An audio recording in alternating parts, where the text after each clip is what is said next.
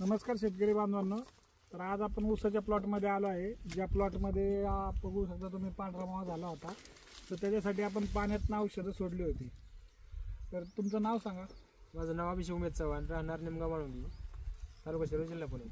तर या प्लॉटला आपण तुमचा जो मावा झाला होता तर त्याच्यासाठी आपण पाण्यातनं डोस दिला. हो, जनरली याच्यासाठी फवारण्या घेतल्या जातात. आपण काय केलं होतं, पाण्यातनं डोस दिला होता, तराना, विनाश आणि 1261. हे पाण्यातला डोस सोडून तुम्हाला काय वाटतं किती फरक पडला?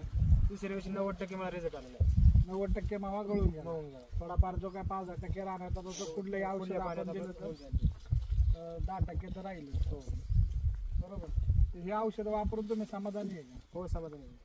आणि असं कधी केलं होतं का आधी की नाही. मावा पडलाय, आपण जनरली मावा पडल्यावर कट फवारतो नाही का? नाही तर केलं. यावेळेस आपण पाण्यातनं औषध दिलं होतं. हे जर कटाने फवारायचं वगैरे ताप पण वाचतोय आणि रिझल्ट पण मिळतोय. पहिले आम्ही फवारण्या करायचो बघतो. फवारण्या करायचं कटाने.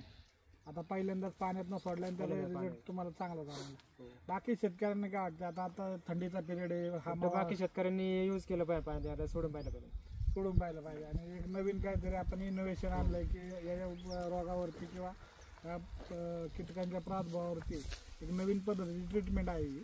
हे जसं सगळ्यांनी वापर केला तर याने आदब पण कमी होईल शेतीचा आणि रिझल्टही चांगला मिळेल.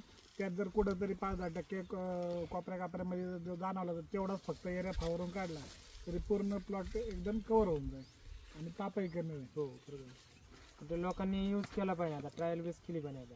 आता आपण तर ट्रायल केला, आता केला, लोकांना रिझल्ट येणार जातो. मला रिझल्ट आलेला आहे. तुम्हाला रिझल्ट आलेला आहे. एक बघा, दाखवा याच्यामध्ये जरा कसं आहे. इथं सगळी पपडी निघायला लागली. आता ही जी काजळी चढली होती ना, ही सगळी पपडी निघायला लागली. खाली तुम्ही बघू शकता की किती मावा गळून गेलेला आहे. अशा पद्धतीने जर रिझल्ट मिळाला तर शेतकऱ्याचं बरंचसं काम वाचू शकतं याच्यामध्ये. एका पाण्यामध्ये तर अजून हे चांगल्या बऱ्यापैकी क्लिअर होणार आहे.